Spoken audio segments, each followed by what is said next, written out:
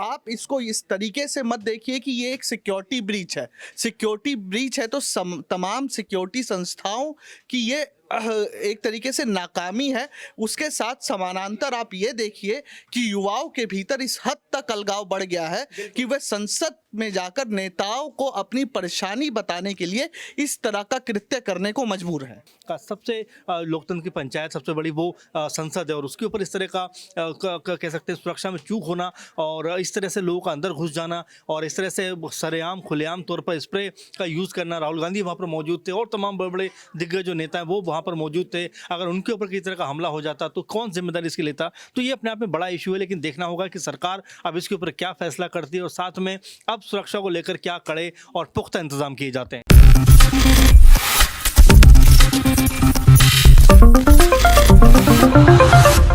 संसद के हमलों की बरसी के दिन पर क्या भारत के लोकतंत्र की आत्मा पर एक और बड़ा आघात लगाकर कुछ लोग यहां पर हमला करना चाहते थे? क्या संसद की दर्शक दीर्घा में बैठे पास बनवाकर आए अंदर वो लोग जो भारत की संसद को एक बार फिर शर्मसार करना चाहते थे? ये बड़ा सवाल आज खड़ा हो गया है, क्योंकि जिस प्रकार से संसद की दर्शन दीर्घा में जिस प्रकार से वहां पर जो बड़े एक तरीके से एक सिक्योरिटी ब्रीच देखने को मिला, यहाँ पर दो लोग जो कि संसद की दर्शक दीर्घा में विराजमान थे। बताया जा रहा है कि बीजेपी सांसद की जो विजिटर वीजा है, वो विजिटर जिस प्रकार का पास बनता है उस पर आए थे, और कहीं ना कहीं एक तरीके से वो फिर उसके दर्शक दीर्घा से नीचे कूदे और उसके बाद उन्होंने सांसदों के बीच दौड़ना शुरू कर दिया। यहां पर एक बड़ा सिक्योरिटी ब्रीच देखने को मिला। उसके बाद वहां पर लोकसभा में मौजूद कुछ सांसदों ने उनको पकड़ा और उसके बाद सिक्योरिटी फोर्सेज के हवाले कर दिया। न्यूज रूम में मेरी मौजूदगी है। तमाम हड़कंप जो मचा है लोकसभा में, क्या वो किसी प्रकार से किसी सांसद के खिलाफ कोई षड्यंत्र रचा जा रहा था? उनका क्या मंशा थी? वो किस लिए इस तरीके की हरकतों को अंजाम दे रहे थे? न्यूज रूम में बैठे मेरे सहयोगी अमन जी से जानने की कोशिश करेंगे, जो पल पल की अपडेट यहाँ पर नजरें बनाए हुए। अमन जी, क्या लगता है कि जिस तरीके से सिक्योरिटी ब्रीच हुआ है,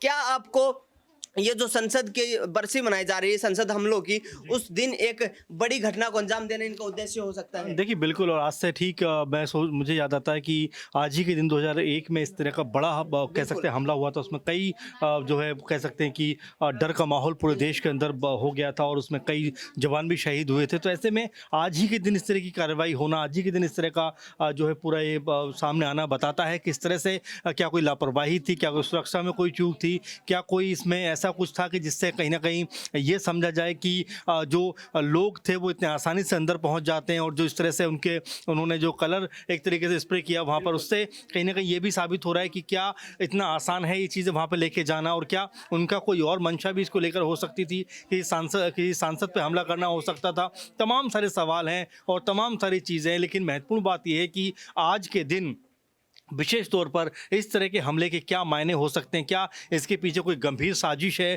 क्योंकि सोचिए इतना महत्वपूर्ण मामला है, 3 लेयर में सुरक्षा होती है पार्लियामेंट की। अगर देखा जाए, एक तरफ सीआरपीएफ होती है, दिल्ली पुलिस होती है, उसके अलावा अगर देखें तो संसद की अपनी सुरक्षा भी होती है। तो ये तमाम चीज़ों को लांग कर अगर इस तरह की चीज़ें हो रही हैं तो ये अपने आप में बहुत जो है चौंकाना रहने वाली बात हो जाती है, क्योंकि संसद देश की कह सकते हैं नाक है, और उसके ऊपर अगर इस तरह का हमला होता है तो देश का भी एक तरीके से कहीं ना कहीं कई तरह की सुरक्षा को लेकर सवाल उठ जाते हैं। तो अब आने वाले दिनों में इस सुरक्षा को लेकर और क्या इंतजाम किए जाएंगे, और साथ में जो विजिटर जाते हैं, जो बहुत सारे दर्शक भी जिस तरह से अंदर जाते हैं और कार्रवाई को देखने जाते हैं, उनको भी किस तरह की चीज़ों को लेकर जाने का अलाउ किया जाता है, क्योंकि मेरे ख्याल से सतर्क होने की ज़रूरत है। आप सोचिए कि कलर स्प्रे के ज़रिए किया, अगर उनके पास में कुछ और वेपन होता, तो ये बहुत सारे सवाल हैं, बहुत सारी चीज़ें हैं, क्योंकि तमाम सारे वो महिलाएँ सांसद वहाँ पर थीं। कई लोगों का बयान आया कि हम तो डर गए कि हमारे साथ कुछ भी हो सकता था। तो ये महत्वपूर्ण बात है, और इसको लेकर सरकार को ज़रूर चौकन्ना होना चाहिए, जो एजेंसियाँ उनको भी चौकन्ना होना चाहिए। जी, आपको रोकना चाहूंगा।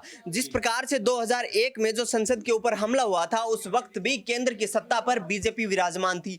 आज भी केंद्र की सत्ता पर बीजेपी विराजमान है। तो क्या बीजेपी जिस तरीके से प्रधानमंत्री नरेंद्र मोदी, केंद्रीय गृह मंत्री अमित शाह आज मध्य प्रदेश पहुंचे, वहां के मुख्यमंत्री का जो शपथ ग्रहण समारोह था उसमें उन्होंने हिस्सा लिया, तो क्या उनकी मौजूदगी में ये कोई एक फिर से एक बीजेपी के ऊपर यहाँ पर कड़े सवाल खड़े होते हैं कि क्या इनकी सत्ता जो है वो इतनी ढीली नजर आती है? सिक्योरिटी सिक्योरिटी के जो खुद गृह मंत्री अमित शाह के पास पूरी जिम्मेदारी है, क्या वो तमाम दावे जो किए जाते हैं वो फेल होते नजर आए? देखिए बिल्कुल इसमें मुझे लगता है कि वाकई सोचने की ज़रूरत है, क्योंकि ऐसे मामले अगर होते हैं तो ये इतनी आसानी से नहीं लिए जा सकते, क्योंकि संसद का मामला है। सोचिए जैसे उनके पास कुछ और वेपन होते या कुछ ऐसा हथियार होते तो आज स्थिति और बिगड़ सकती थी। और साथ में जो महिलाएं कह रही हैं कि उनको बहुत डर लग गया, खासकर जो कह सकते हैं कि कई जो सांसद महिलाएं उन्होंने आकर बाहर आकर बयान दिए इसको लेकर, तो ये कई तरह की चीज़ों को लेकर चिंतित करता है पूरे देश के माहौल को। और सबसे बड़ी बात है कि देखिए देश की हम कहते हैं कि सबसे बड़ी पंचायत का सबसे लोकतंत्र की पंचायत सबसे बड़ी वो संसद है, और उसके ऊपर इस तरह का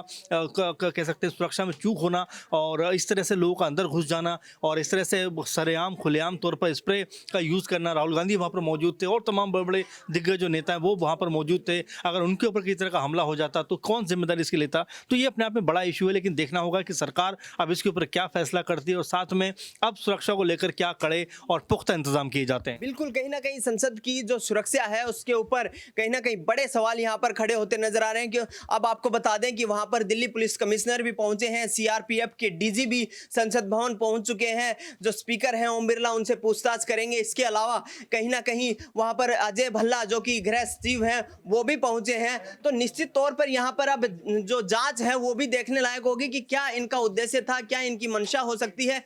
यहाँ पर न्यूज रूम में इस वक्त मेरी मौजूदगी है और तमाम हमारे सहयोगी इस पर नजरें बनाए हुए हैं लगातार कि जिस प्रकार से क्या संसद की जो आत्मा है उस पर एक बड़ी सिक्योरिटी का यहाँ पर जो कोताही बरती गई है और यहाँ पर एक बड़ा हमला होने से टल गया है, क्योंकि जिस प्रकार की स्प्रे को वहाँ पर जो है फेंका गया और एक तरीके से सांसदों में हड़कंप मच गया। राकेश मोहन सिंह मेरे वरिष्ठ सहयोगी मेरे साथ है। राकेश जी, जिस तरीके का सिक्योरिटी ब्रीच हुआ है, क्या ये एक और बड़ा खतरा जो था वो टल गया है यहाँ पर 22 सालों के बाद?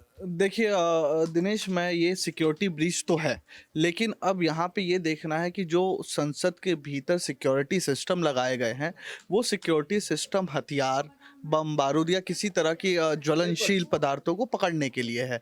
ये एक तरीके से जो पाउडर स्प्रे था और ऐसा निकल कर आ रहा है कि जूतों में रखकर वो लोग लाए थे। तो जहाँ तक मैं अपने संसद विजिट की बात करूं तो जो चेकिंग होती है विजिटर गैलरी के लिए भी, तो वो जेब तक सिक्के तक जो होते हैं वो निकलवा लिए जाते हैं, लेकिन जूते खोलकर चेक नहीं किया जाता है। तो ये जो पाउडर स्प्रे था ये जूतों में रखकर लेके आया गया था, जिसकी वजह से ये इस तरह की सिक्योरिटी ब्रीच हमें देखने को मिली। लेकिन हमें ये भी समझना होगा कि आखिर क्यों देश के दो युवाओं को संसद में जाकर इस तरह का हंगामा करना पड़ा। देखिए उनकी मंशा ये नहीं थी कि किसी सांसद को नुकसान पहुंचाया जाए, और ऐसी मंशा के साथ अगर वह संसद में पहुंचते तो गेट पर ही पकड़े जाते। लेकिन ये देखना होगा, वो जो महिला पकड़ी गई है वो बोल रही है कि सरकार बहरी है। तो क्या अब युवा इस हद तक एक तरीके से कह लीजिए कि शोषित हो चुका है रोजगार को लेकर, बेरोजगारी को लेकर? क्योंकि मैं एक छोटा सा वाक्य मैं आपके साथ शेयर करूंगा। 1929 आप याद कीजिए, 8 अप्रैल 1929 बुटकेश्वर दत्त और भगत सिंह, उन्होंने क्या किया था? उन्होंने भी जाकर दिल्ली की सेंट्रल असेंबली, जो आज के टाइम पर संसद कही जा रही है, जो पुरानी वाली संसद थी, वहां पर बम फेंक दिए थे। और उन्होंने ये बात कही थी कि बहरों को सुनाने के लिए बहुत ऊंची आवाज की जरूरत होती है। तो आप इसको इस तरीके से मत देखिए कि ये एक सिक्योरिटी ब्रीच है। सिक्योरिटी ब्रीच है तो तमाम सिक्योरिटी संस्थाओं की ये एक तरीके से नाकामी है। उसके साथ समानांतर आप ये देखिए कि युवाओं के भीतर इस हद तक अलगाव बढ़ गया है कि वे संसद में जाकर नेताओं को अपनी परेशानी बताने के लिए इस तरह का कृत्य करने को मजबूर है। जिस तरीके से राकेश मोहन सिंह ने, हमारे वरिष्ठ सहयोगी ने बताया कि कहीं ना कहीं अब देश का युवा इस कदर परेशान हो चुका है बेरोजगारी से, महंगाई से, या उनको रोजगार नहीं मिल पा रहा है कि अब संसद में बैठी जो गूंगी बहरी सरकारें हैं उनको जगाने के लिए, उनको आवाज दिलाने के लिए और उन्हें संसद तक हंगामे करने की नौबत आ रही है। फिलहाल इस पेशकश में इतना ही, और देश दुनिया की तमाम बड़ी खबरों के लिए आप देखते रहिए नेक्स्ट 9 न्यूज।